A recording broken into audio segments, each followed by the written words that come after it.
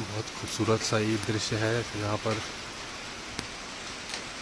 दूर चोटियों में बर्फ़ गिर रही है और जाड़ों के मौसम में है बारिश।